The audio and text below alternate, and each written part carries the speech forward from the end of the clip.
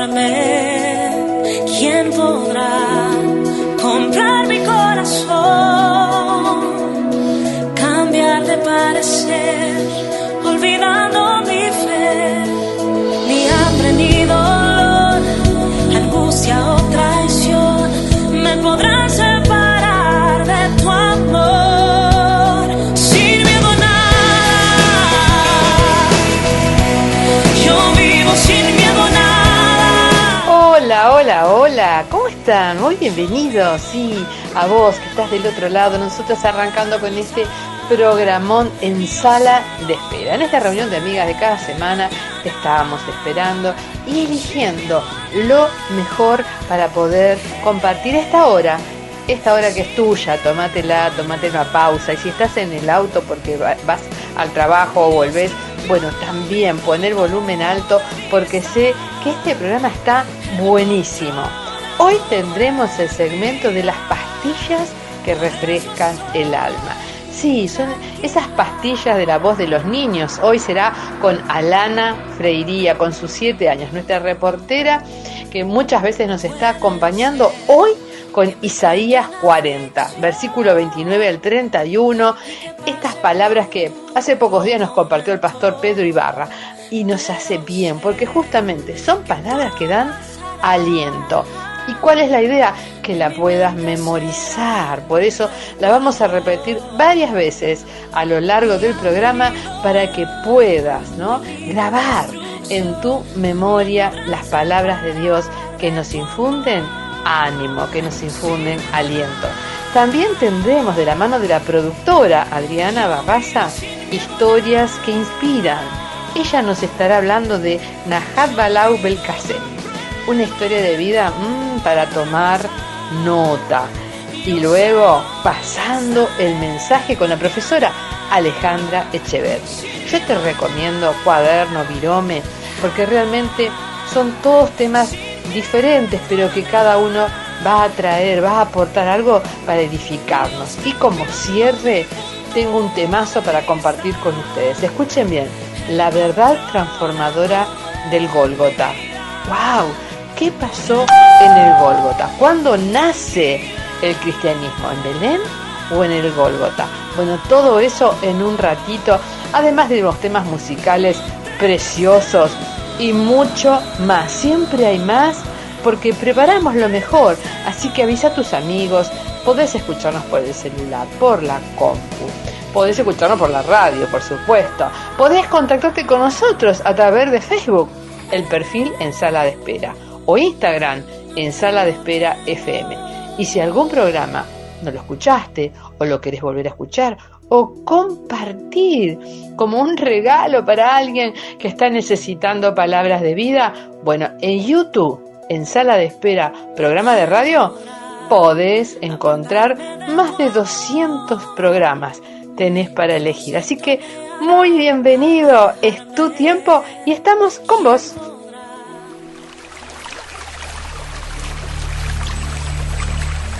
Palabras para refrescar el aliento.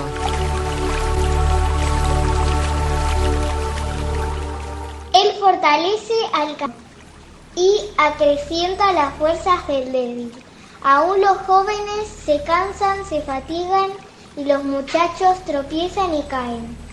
Pero los que confían en el Señor renovarán sus fuerzas, volarán como águilas, correrán y no se fatigarán, caminarán y no se cansarán. Historias que inspiran. Dios puede cambiar el final de tu historia.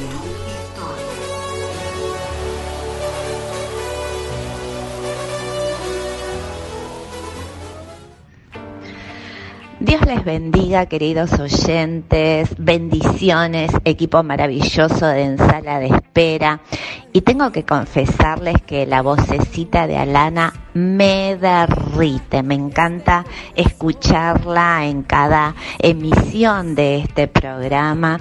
Y qué hermoso versículo nos anima ella a memorizar siendo tan pequeñita. Me encanta escuchar la palabra de Dios de las vocecitas de los niños. Y hablando de memoria, aunque la fecha ya pasó, quiero desear un feliz Día del Maestro a todos aquellos que nos han marcado con su sapiencia, humildad, ejemplo de vida, aquellos que sembraron en esa semilla en nosotros y siempre recordaremos. Maestros, líderes, familiares, amigos que han dejado huella en nosotros, ayudándonos a crecer y convirtiéndonos en mejores personas. Y hoy en este segmento tan importante quiero comentarles algo que leí que impactó mi vida, mi corazón, y quiero hablarles de Najat Balaout Belkacem. Ella nació en Marruecos el 4 de octubre de 1977, es una política socialista francesa. ¿Y por qué quiero hablar de ella? Porque su vida es de inspiración para muchos. Desde el año 2016 su historia se ha hecho viral en las redes sociales. Ella es consejera general del cantón 12º de Lyon, Francia, luego de la victoria de François Hollande en mayo 2012 fue nombrada ministra de los Derechos de las Mujeres y portavoz del gobierno francés. Nació en un entorno rural en Marruecos, es la segunda de 7 hermanos con una abuela española y otra argelina. Perteneció a una familia muy pobre de Beni Chikar, es una aldea de montaña en el norte de Marruecos. Ayudaba a su abuelo con las cabras, sacaban agua de un pozo, no poseían obviamente ni agua caliente ni electricidad, eran muy humildes. Ella siempre recuerda esta pobreza en la que vivían, pero en un gran clima familiar. A los 4 años se reunió en Francia con su papá. Su papá era un obrero de la construcción y ya en Francia empezó a estudiar Derecho y más tarde fue admitida en Sciences Po, el Instituto de Estudios Políticos de París. Su mamá le inculcó el amor a la educación y ella es un ejemplo de lucha de la inclusión social en las escuelas. Es la primera mujer joven y musulmana en ocupar el cargo de ministra de Educación Nacional en la historia de la República Francesa. Esto obviamente desató numerosas polémicas en algunos sectores, pero siempre contó con el respaldo de sus colaboradores y un importantísimo número de padres y educadores y la sociedad civil. Ella es jurista, profesora de universidad, política, ministra y abogada, de manera que impactó mi vida, su historia, por el tesón, la determinación y la perseverancia para superarse en la vida y cambiar su destino. Podemos decir que la diferencia entre lo imposible y lo posible está en la determinación.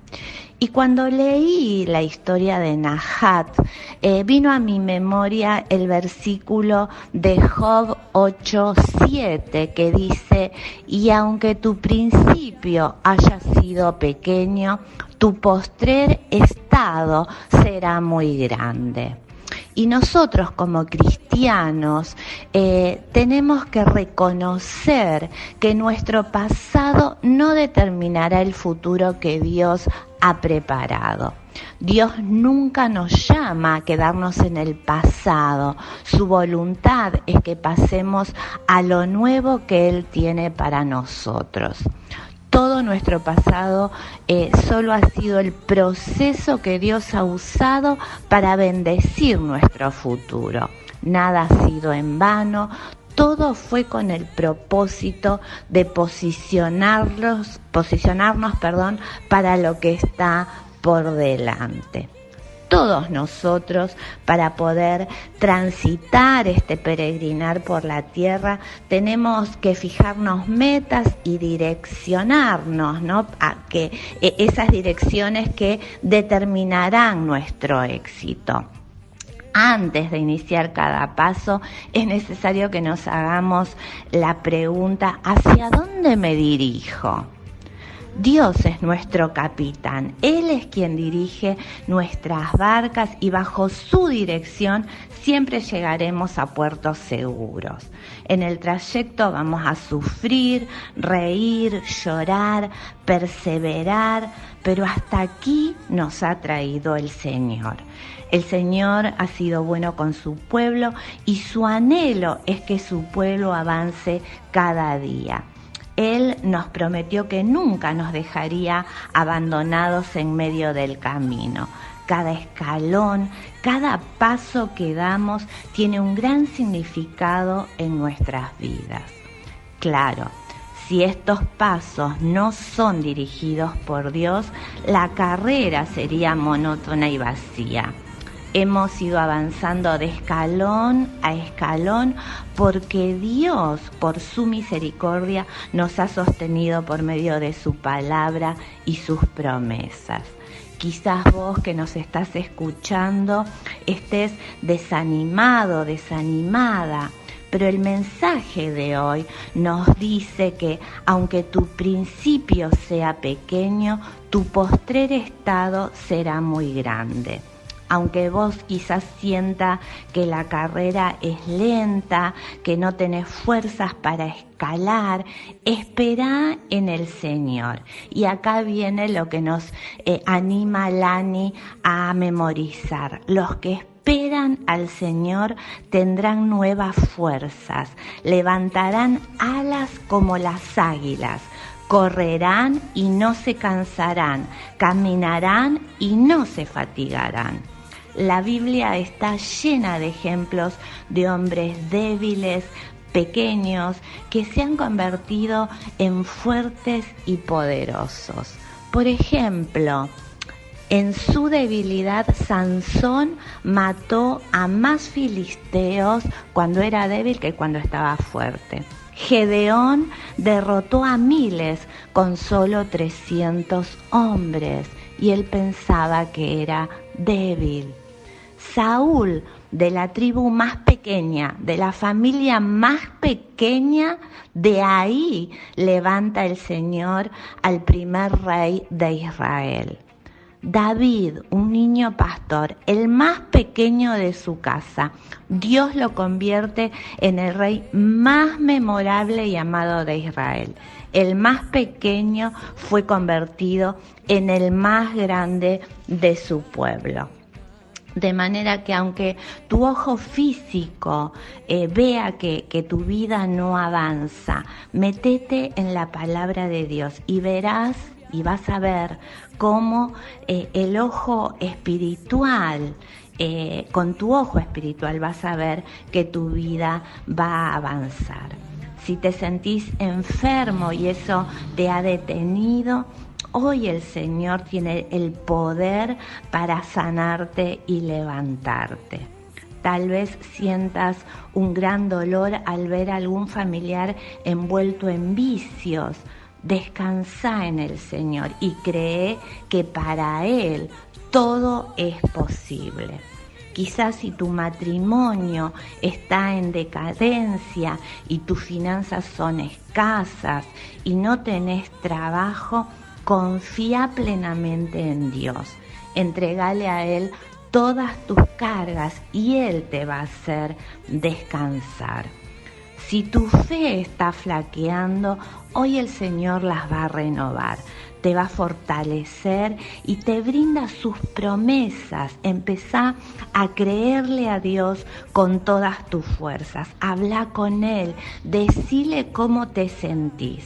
El hombre puede prometer y no cumplir, pero Dios cuando promete, cumple. Dios no es hombre para que mienta, ni hijo de hombre para que se arrepienta. La Biblia dice, Él dijo y no lo hará, habló y no lo ejecutará. Hoy el Señor te promete que tu postrer estado será muy grande. Ahora, ¿qué debo hacer para que estas promesas de Dios se activen y cobren vida en mi vida? Bueno, el plan de Dios es bendecirnos. Él quiere que nuestro futuro sea bendecido. Y nos da 2 recomendaciones. La primera dice, si tú de mañana buscares a Dios y rogares al Todopoderoso. Esto significa poner a Dios primero, ante todo. En los tiempos de aislamiento social que estamos viviendo, que el hábito no sea afanarnos por la economía, por el trabajo, que el hábito no sea recurrir al celular, a la computadora, a la televisión, a la serie del momento en Netflix, sino que vayamos a buscar a Dios.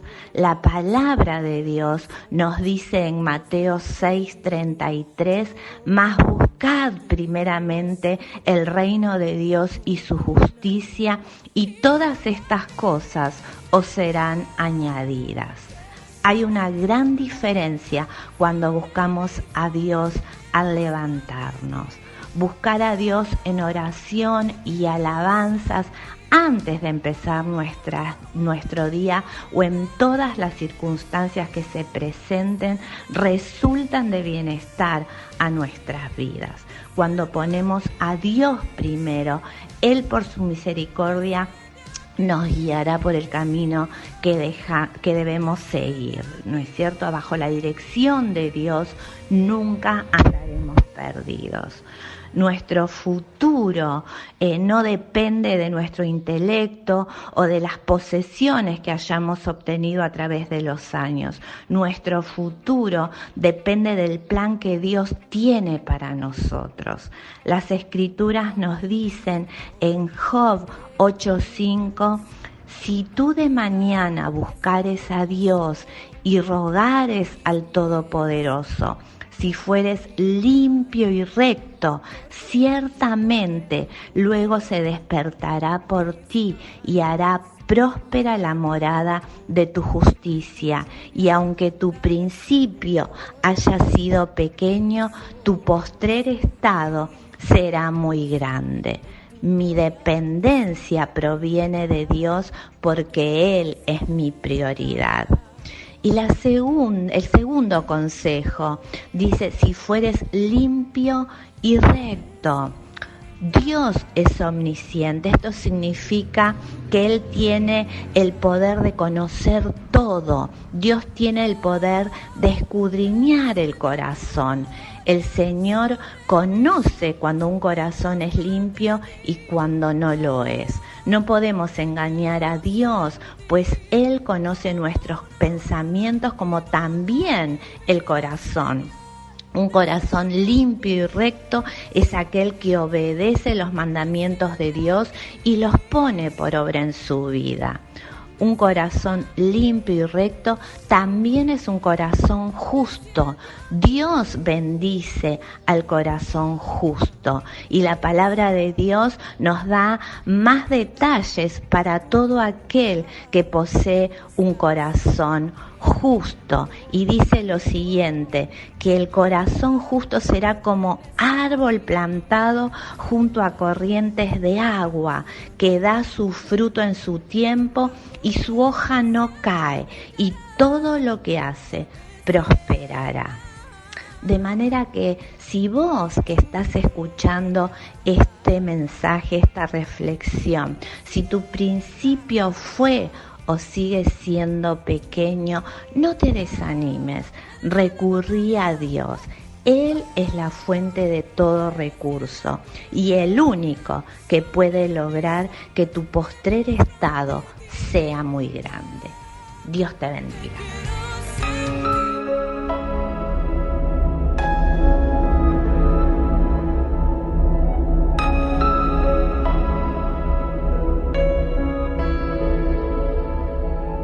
He pasado tantas veces por el valle de la oscuridad, Y te puedo decir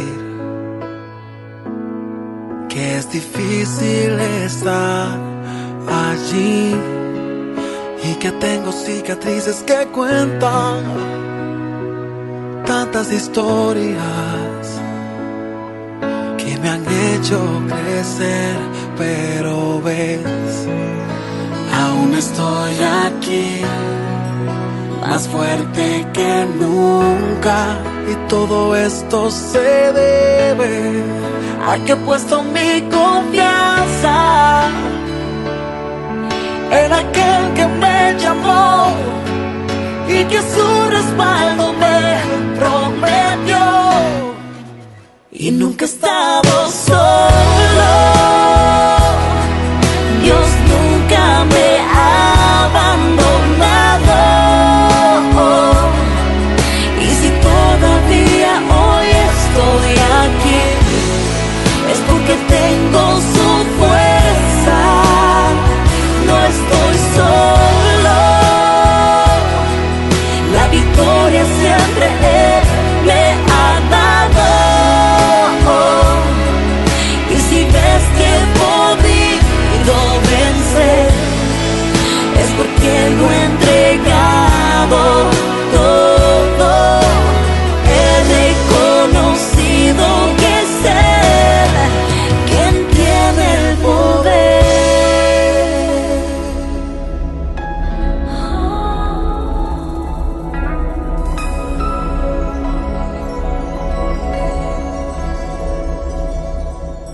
Han cerrado en mi cara tantas puertas que necesité, pero ¿de qué valió? Porque Dios luego abrió muchas más, y cada rechazo fue alimentando el gigante que hay dentro, esa fe que no puede matar. Aún estoy aquí, más fuerte que nunca, y todo esto se debe a que he puesto mi confianza en aquel que me llamó y que su respaldo me prometió. Y nunca he estado solo, Dios nunca me ha abandonado. Y si todavía hoy estoy aquí, es porque tengo su fuerza. No estoy solo, la victoria siempre Él me ha dado. Y si ves que he podido vencer, es porque lo he entregado todo. He reconocido que es Él quien tiene el poder.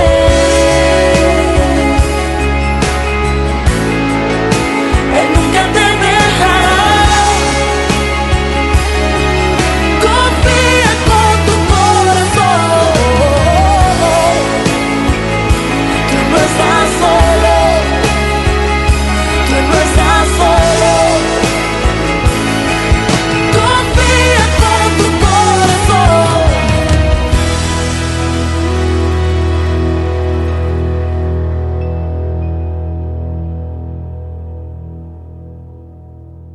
Estás escuchando En Sala de Espera. Palabras para refrescar el aliento. Él fortalece al cansado y acrecienta las fuerzas del débil. Aún los jóvenes se cansan, se fatigan, y los muchachos tropiezan y caen. Pero los que confían en el Señor renovarán sus fuerzas, volarán como águilas, correrán y no se fatigarán, caminarán y no se cansarán. Pasando el mensaje. Qué preciosa historia de superación personal nos trajiste, Adri. Hermosa historia la de Najat, de una condición tan humilde ahí en su Marruecos natal, a pasar a ser una ministro de educación de uno de los países desarrollados más importantes de toda la tierra, como es Francia. Y esa historia preciosa de superación personal también nos lleva hoy en esta sección de Pasando el Mensaje al mensaje compartido por Diego González sobre la base del estudio del profeta Daniel capítulo 6, del cual voy a ir leyendo algunos versículos para poder poner un poco en contexto toda esta historia tan preciosa. Y dice así el versículo 1 al 3. Pareció bien a Darío constituir sobre el reino 120 sátrapas que gobernasen en todo el reino, y sobre ellos 3 gobernadores, de los cuales Daniel era uno, a quienes estos sátrapas diesen cuenta para que el rey no fuese perjudicado. Pero Daniel mismo era superior a estos sátrapas y gobernadores, porque había en él un espíritu superior, y el rey pensó en ponerlo sobre todo el reino. Imaginémonos, esto desata el enojo de estos gobernadores y de estos sátrapas, y el plan, urdir un plan para poder hacerlo caer a Daniel, ser encontrado en alguna falta. Convencen al rey Darío para que realice un edicto con su firma, o sea, irrevocable, de forma que todo aquel que no sea hallado en 30 días adorando a otros dioses que no fuera el mismo Darío, iba a ser echado en el foso de los leones. Y dice así el versículo 10. Cuando Daniel supo que el edicto había sido firmado, entró en su casa y, abiertas las ventanas de su cámara que daban hacia Jerusalén, se arrodillaba 3 veces al día y oraba y daba gracias delante de su Dios, como lo solía hacer antes. En el versículo 13 dice: entonces respondieron y dijeron delante del rey: Daniel, que es de los hijos de los cautivos de Judá, no te respeta a ti, oh rey, ni acata el edicto que confirmaste, sino que 3 veces al día hace su petición. Esto era ya camino al foso prácticamente. En el versículo 16 dice la palabra de Dios: entonces el rey mandó y trajeron a Daniel y le echaron en el foso de los leones. Y el rey dijo a Daniel: el Dios tuyo, a quien tú continuamente sirves, él te libre. Darío no quería hacer esto, pero ya había firmado un edicto irrevocable.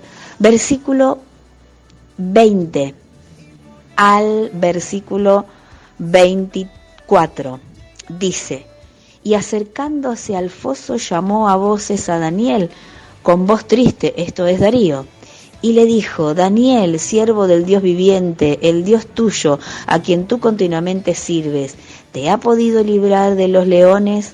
Entonces Daniel respondió al rey: oh rey, vive para siempre.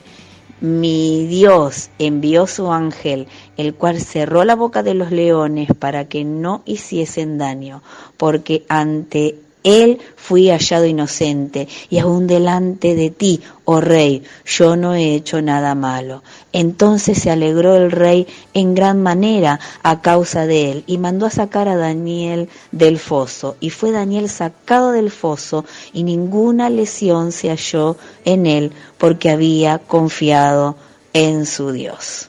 Y dio orden el rey, y fueron traídos esos hombres, y bueno, en definitiva terminaron en el foso estos hombres, estos sátrapas y gobernadores que habían tendido, digamos así, esa camarilla.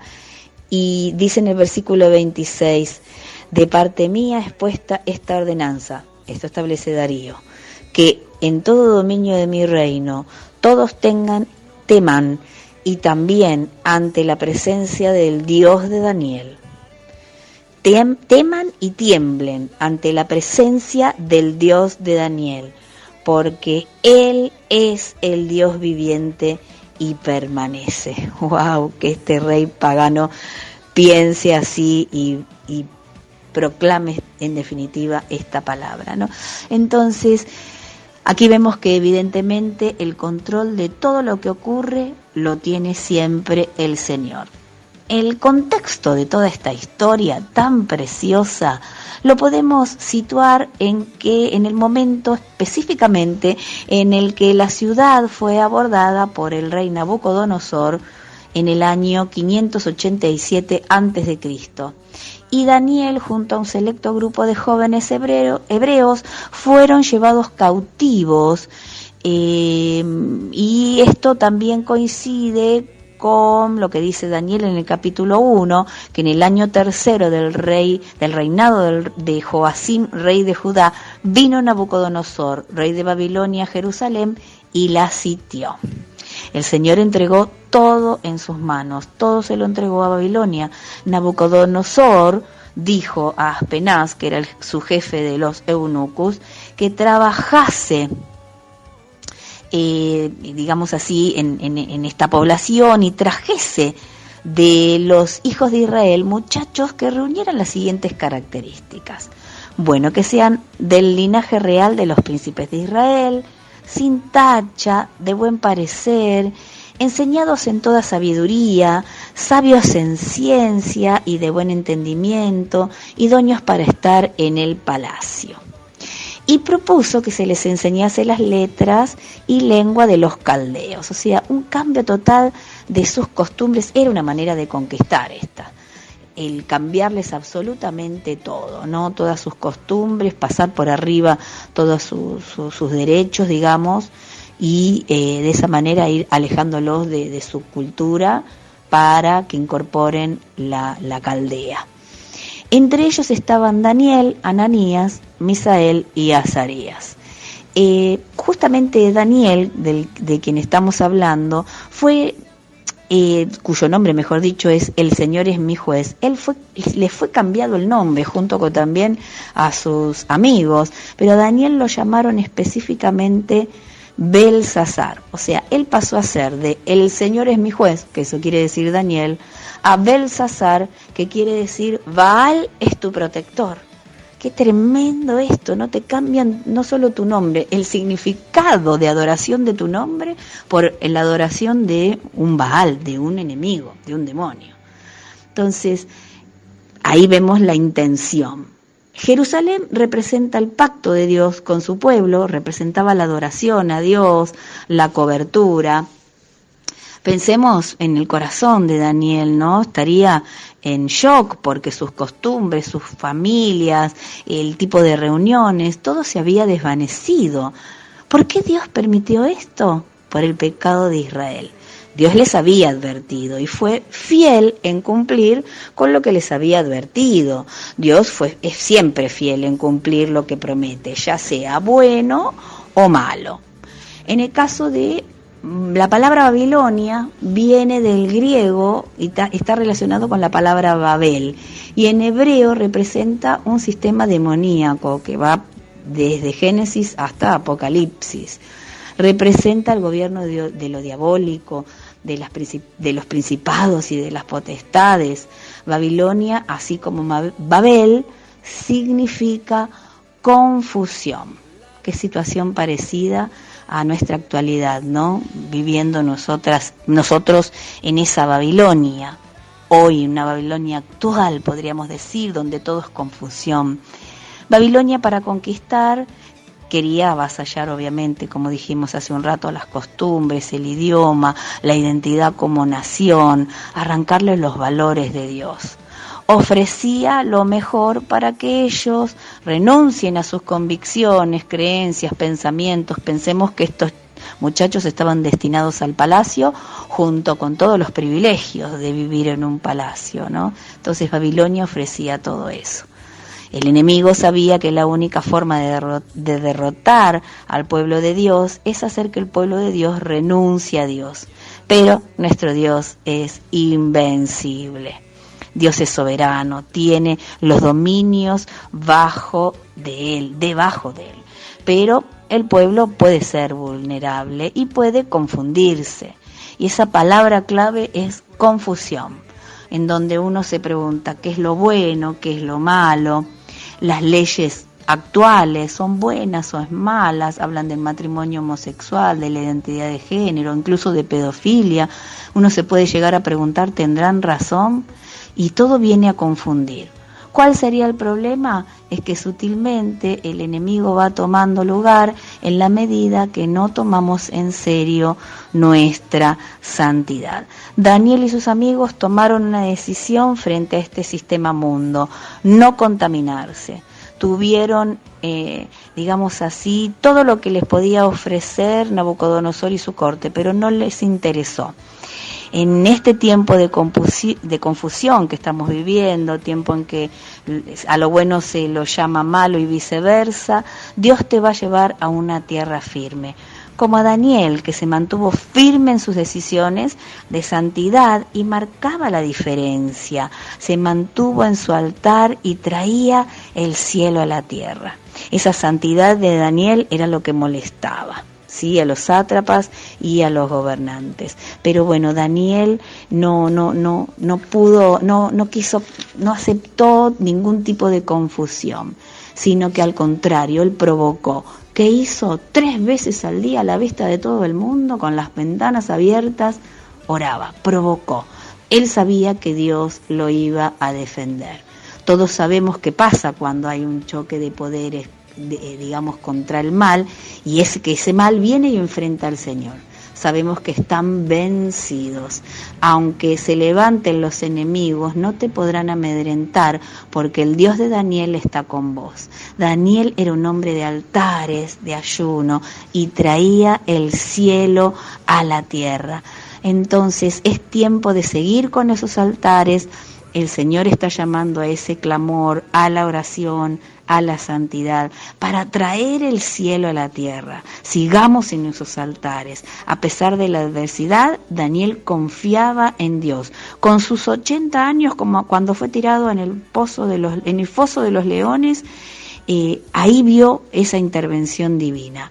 El resultado, Daniel vivió, el rey sacó el edicto, reconoció, y este rey reconoció que el Dios de Daniel era el Dios verdadero.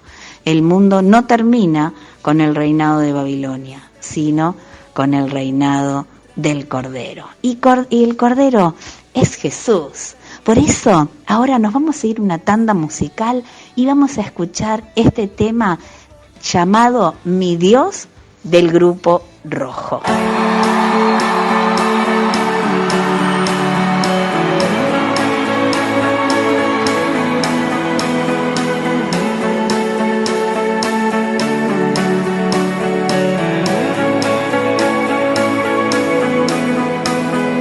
Dios de milagros, amor, sanas y da salvación incomparable.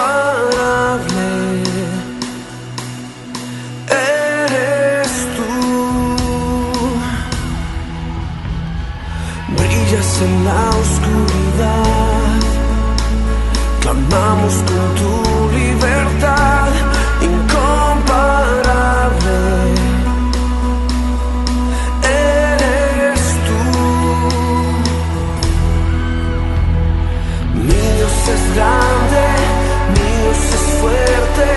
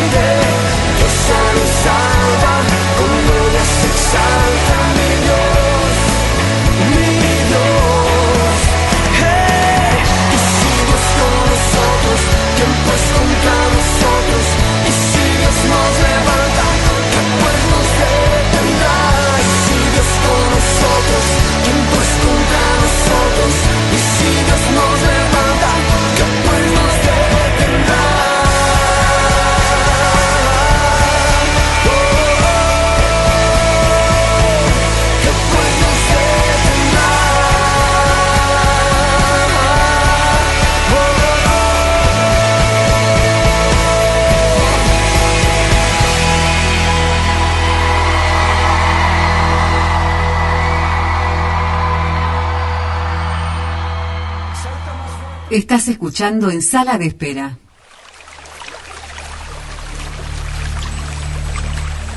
Palabras para refrescar el aliento.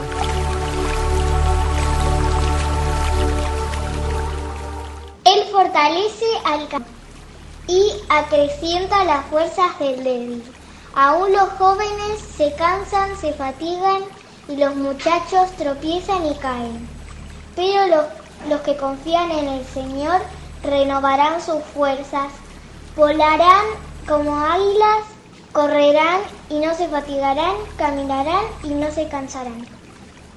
¡Wow! ¡Qué buen programa! Por favor, qué lindo que la estamos pasando, escuchando estas palabras de Alana, estos versículos bíblicos que nos animan, todo lo que nos contó Adri de las historias de vida de esta mujer, bueno, y ni que hablar de pasando el mensaje de Alejandra, esas perlitas preciosas del mensaje de Diego González. ¡Cuántas cosas hermosas que nos ayudan a reflexionar! Y yo como cierre, como les dije, quiero compartir con ustedes este tema, la verdad transformadora del Gólgota. ¿Qué pasó en el Gólgota? ¿Cuándo empezó el cristianismo? ¿Empezó en Belén? En el pesebre, en ese lugar tan emotivo, cuando hablamos de María, José, los animalitos, los ángeles cantando gloria a Dios en las alturas, o nació el cristianismo con Jesús cuando inicia su ministerio a los 30 años haciendo milagros, ¿no? Sanaba paralíticos, ciegos, leprosos, cuando multiplicaba los panes y los peces, cuando paraba las tempestades, ¿no? Le daba orden al viento que se detuviera, cuando resucitaba muertos, ¿no? A Lázaro. Allí es donde realmente nace nuestro cristianismo. Y yo creo que no. Fueron lugares en los que Jesús se movió, Él vino a la tierra, hizo maravillas, hizo prodigios, pero el cristianismo, nuestra vida, nuestra esperanza, nace en el Gólgota. Sí, en el Gólgota. En ese lugar, Marcos 15:22 dice, condujeron a Jesús al lugar llamado Gólgota, que significa lugar de la calavera. Y allí es donde cambia nuestro destino. Y yo quiero compartir con ustedes 4 verdades del Gólgota. 4 verdades que hará que quizás lo mires de otra manera a partir de hoy. Echemos un vistazo. Primero, el Gólgota fue voluntario. Los testigos pensaron que Jesús seguramente era una víctima de las circunstancias y que se trató de un homicidio, de un asesinato. Quizás podíamos llegar hasta pensar que Jesús fue derrotado por el odio de los judíos o por el poder de los romanos, pero la realidad no es esa. Para nada. Jesús no quiso ninguna defensa a su favor. Fíjense lo que le dice a Pedro en Mateo 26:53. ¿Crees que no puedo acudir a mi Padre y al instante pondría a mi disposición más de 12 batallones de ángeles? O sea, Jesús sabía que podía realmente acudir al Padre y evitar ese sufrimiento, evitar pasar por eso, pero no fue lo que Jesús decidió. En Juan 10:18 dice, nadie puede quitarme la vida, sino que yo la entrego voluntariamente en sacrificio, pues tengo la autoridad para entregarla cuando quiera y también para volver a tomarla. Esto es lo que ordenó mi Padre. Por lo tanto, el Gólgota fue un acto voluntario de Jesús. ¿Fue injusto? Claro que fue injusto, porque Jesús no tenía pecado, no tenía culpa, no tenía mancha, pero no fue un asesinato. Fue una entrega voluntaria. Los enemigos, ¿sí?, de Jesús querían terminar con su vida, pero ¿sabes qué? Jesús sabía que era para salvarnos de una eternidad que la habíamos perdido y ahora allí en el Gólgota la estábamos recuperando. Hicieron de todo para destruir a Jesús, pero no pudieron detenerlo, porque Él tenía un plan. Él tenía realmente una meta para alcanzar. Y eso fue lo que hizo. Ni siquiera el Padre los forzó. El Padre presenta el plan, pero Jesús, dice en 1 de Timoteo 2:6, dio su vida como rescate, ¿para quién? Para todos nosotros. Eso te incluye a vos. Sí, a vos. Y esto me incluye a mí. Necesitábamos ese rescate. Nadie lo obligó. ¿No es maravilloso? La primera gran verdad del Gólgota entonces es que fue voluntario. Vayamos a la segunda. Esto está en 1 de Pedro 2:24. Él mismo cargó nuestros pecados en la cruz. Y esta es la segunda gran verdad. El Gólgota fue vicario. ¿Qué quiere decir vicario? Bueno, es una función realizada por alguien en lugar de otro. Si Jesús estaba en el Gólgota ofreciendo su vida, pero en lugar de otro. ¿En lugar de quién? En lugar tuyo y en lugar mío. Porque convengamos que la cruz puede afectar a nuestras emociones. Podemos hasta llorar viendo una película. Hay películas como La Pasión de Cristo, en la que muestran un sufrimiento, una agonía, muestran la injusticia, muestran tantas cosas que pueden movilizarnos emocionalmente. Pero sabes que eso no te puede dar salvación para tu alma. La única manera que esa cruz puede traer salvación a tu alma es cuando entiendas que fue una sustitución. Él mismo cargó nuestros pecados sobre su cuerpo en la cruz.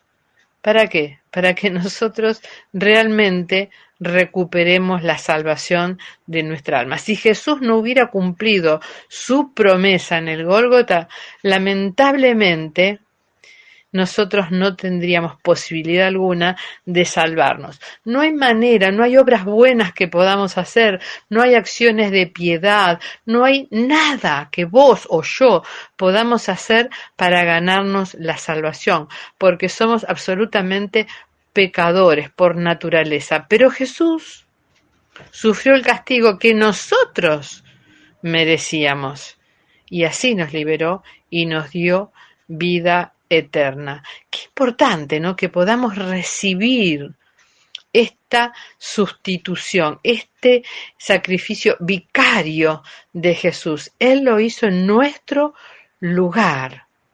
Y allí, haciendo esto, Él nos declaró inocentes. Él eliminó el expediente que estaba en contra nuestro. Al que no cometió pecado, en 2 de Corintios 5:21 dice, al que no cometió pecado alguno, por nosotros Dios lo trató como pecador, para que en él recibiéramos la justicia de Dios. ¿Esto qué significa? Que Jesús en el Gólgota se convirtió en lo que éramos nosotros. Pecado. Todo el pecado fue sobre él, el tuyo, el mío, el presente, el pasado, el futuro. ¿Para qué? Para que nosotros pudiéramos convertirnos en lo que él es. Justicia. Esa es la segunda gran verdad del Gólgota, que fue vicario. Y viene la tercera. El Gólgota fue vital. Hebreos 9:22 dice, sin derramamiento de sangre no hay perdón. Fue vital el Gólgota, vital como la vida o la muerte, la esperanza o la desesperación, el cielo o el infierno. Porque Él, y esto me gustaría que, no sé, que te hagas un cuadro en casa, es el único medio de salvación. Hechos 4:12 dice así, en ningún otro hay salvación. Dios no ha dado escucha bien, ningún otro nombre bajo el cielo mediante el cual podamos ser salvos. Ninguno. Yo sé que a veces en desesperación muchas personas acuden como intermediarios. Van a San Cayetano, a San Expedito, al Gauchito Gil. No sé, lo primero que le viene a mano en la desesperación. Pero la palabra es tan clara. No hay ningún otro nombre. Ninguno, bajo el cielo que podamos ser salvos. Es Jesús. Es Jesús. Él murió, Él llevó nuestros pecados, Él nos sustituyó, Él limpió nuestro pasado, Él limpió todo todas las macanas que nos mandamos día a día. Sin la muerte de Jesús, nuestros pecados nos habrían separado de Dios por siempre y hubiéramos sido sujetos al castigo de la ley, porque la ley se tenía que cumplir. Estábamos declarados culpables por cada pecado cometido. Y no nos justifiquemos, no nos engañemos diciendo yo no soy tan malo, yo no tengo tan malos pensamientos. La realidad es que lo sabemos. Sabemos que somos culpables, pero Jesús nos amó. Nos amó tanto. Obviamente, dice la ley, se aplica a quienes fue entregada, porque su propósito, y escucha bien, es evitar que la gente tenga excusas y demostrar que todo el mundo es culpable delante de Dios. Esto lo dice Romanos 3:19. ¿A qué apunta? Que la ley nos confronta con quien realmente somos. La ley pone en evidencia que no logramos cumplirla, no logramos ser buenos, no logramos ser perfectos, sin excepciones. Yo no escapo a la regla, estamos todos en la misma, esto te incluye también a vos que me estás escuchando, somos culpables a los ojos de Dios, pero acá viene Jesús. Él cumplió con todos los requisitos que la ley necesitaba, pero a nuestro favor hemos sido perdonados, y escucha bien esto, y hemos sido declarados justos. Y acá viene el punto crucial, ya está todo hecho. Jesús ya lo hizo, Él ya fue al Gólgota, perfecto, santo, sin pecado, pero murió en nuestro lugar, fue nuestro sustituto. Y ahora, ¿qué falta? Bueno, que vos elijas. Es una simple elección, ¿lo aceptás o lo rechazás? Fíjate lo que dice Marcos 16:16, el que crea y sea bautizado será salvo, pero el que no crea será condenado. El sacrificio de Jesús ya trajo la solución al tema del pecado, pero ahora nos corresponde a nosotros decir, bueno, ¿qué hago con Jesús? ¿Qué hago? ¿Lo recibo? ¿Lo acepto? ¿Lo rechazo? La respuesta es sencilla, ¿verdad? Poné tu confianza en Jesús y vas a ser salvo. Y acá vamos a la cuarta gran verdad de este Gólgota. Juan 19:30. Jesús dijo, todo ha terminado. Entonces inclinó la cabeza y entregó su espíritu. ¿Y qué verdad vemos acá? Que el Gólgota fue victorioso. Sí, victorioso, porque cuando Jesús dijo todo ha terminado, la versión de Reina Valera dice consumado es. No significa, bueno, terminaron conmigo, mi causa fue derrotada, acá todo ha llegado a su fin. No, todo lo contrario. Acá Jesús está hablando que terminó con el poder demoníaco que tenía sobre nuestra vida de pecado. Lo terminó, lo consumó, Él pagó el precio, eso significa. Él se inclinó ante esta circunstancia en la cabeza y entregó su espíritu porque había logrado sustituirnos. Él allí, en esa frase, logra 3 conquistas. Primero, venció su deseo humano de evitar un sufrimiento terrible. Porque ¿se acordarán ustedes la oración de Getsemaní? Cuando él le dijo al Padre, si es posible, pasa de mí esta copa, ¿verdad? Esta copa de sufrimiento. Pero sin embargo, quiero que se haga tu voluntad y no la mía. Humanamente Jesús no quería sufrir, pero aceptó la voluntad del Padre, que era necesario, y se entregó voluntariamente. Acá Él logró quebrar con esa parte humana para dejar accionar el amor de Dios en plena acción. Y acá viene la segunda gran conquista en esta frase. Cuando Él dice todo ha terminado o consumado es, conquistó los poderes demoníacos de la oscuridad.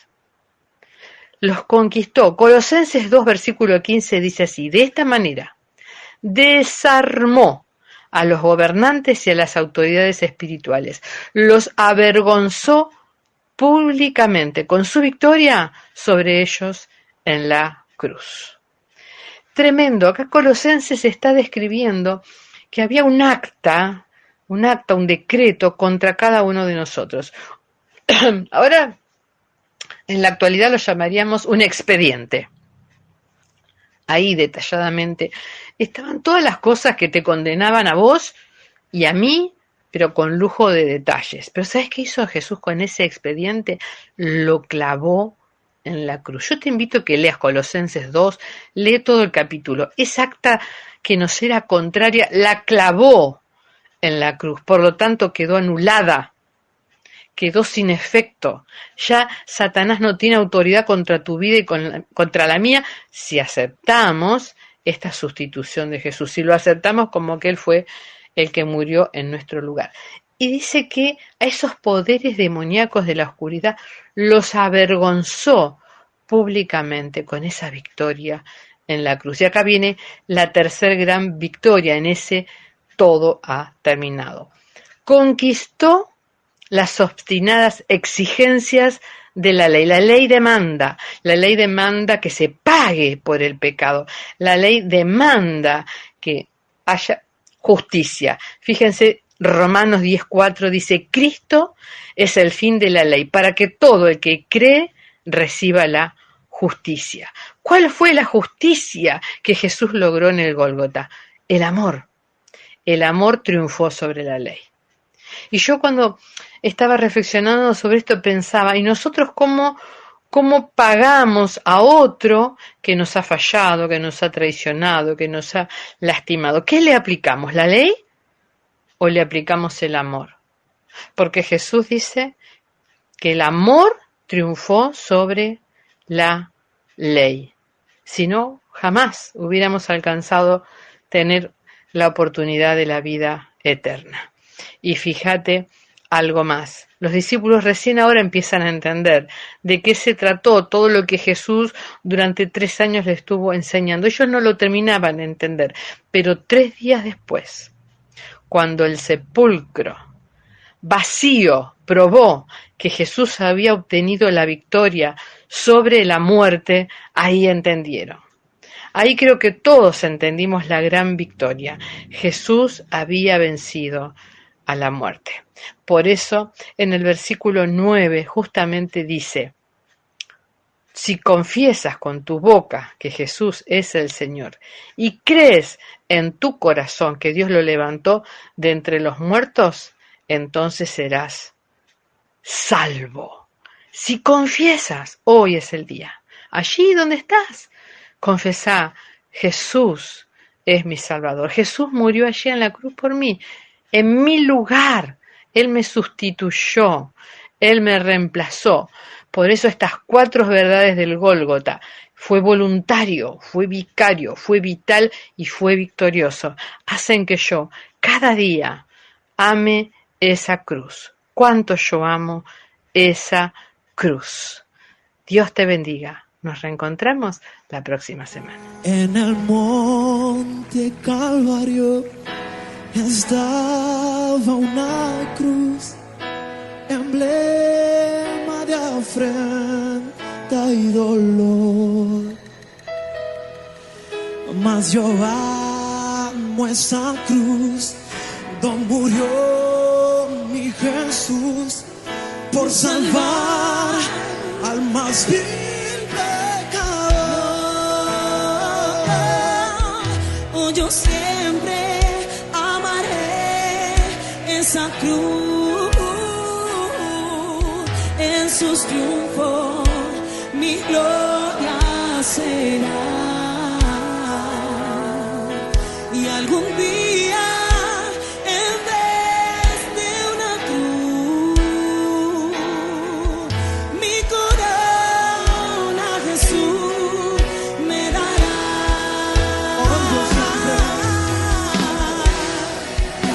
Amaré esa cruz,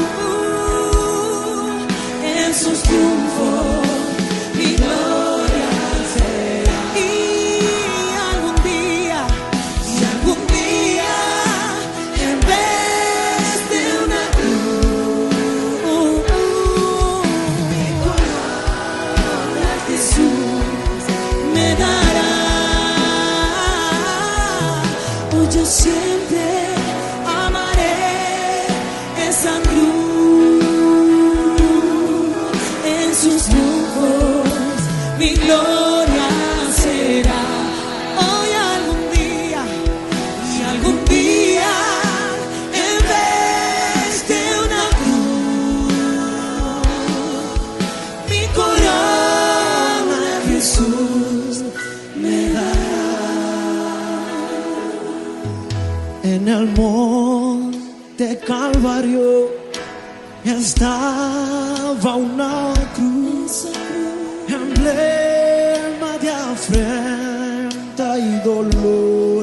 Dilo conmigo, mas yo amo esa cruz, donde murió mi Jesús por salvar al más vil pecador. Yo siempre amaré esa cruz. En sus triunfos mi gloria será.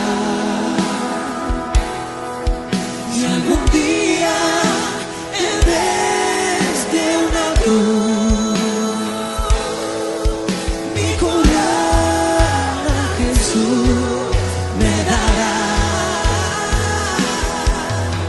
Yo siempre amaré esa cruz. En sus triunfos mi gloria será. Si algún